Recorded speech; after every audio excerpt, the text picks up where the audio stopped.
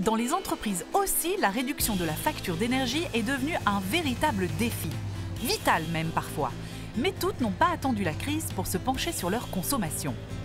Petite visite chez Serviplast à Bastogne, une entreprise de travail adaptée spécialisée dans l'injection plastique. Ici, on est devant notre groupe froid. C'est un équipement qui permet de refroidir les systèmes de production. Et donc, c'est un équipement que nous avons remplacé il y a 3 ans suite à l'analyse des données captées grâce à la solution installée par eWatch. eWatch, c'est une société active dans l'Internet des objets.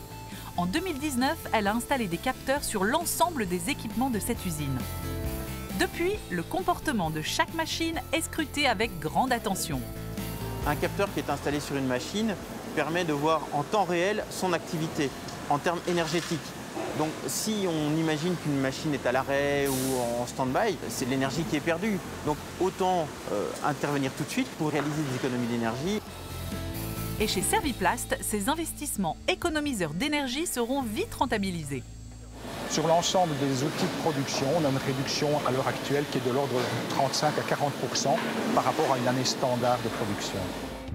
Pour cette démarche, l'entreprise a été accompagnée par un facilitateur énergie de la région wallonne.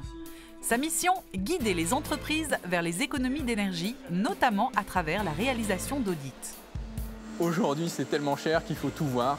De l'éclairage à la porte fermée, mais aussi à l'investissement beaucoup plus important. Il faut que tout le monde, des opérateurs jusqu'aux dirigeants, se sentent concernés. Pour cela, la région wallonne met à disposition des entreprises 2 types d'aides.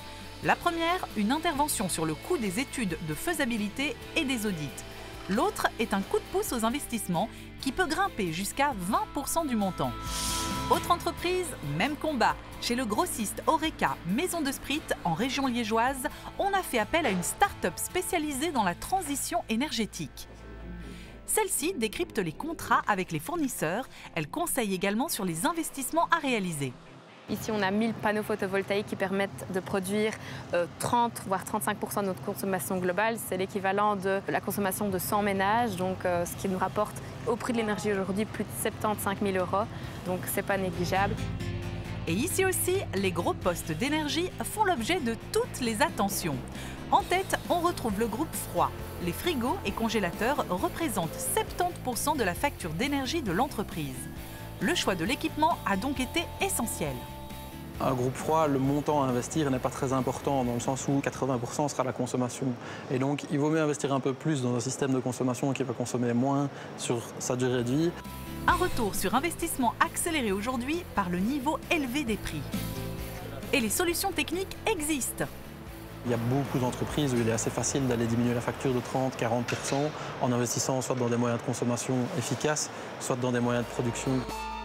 Le défi est donc énorme pour les entreprises. Mais il a peut-être un avantage, celui de les guider vers plus de sobriété énergétique.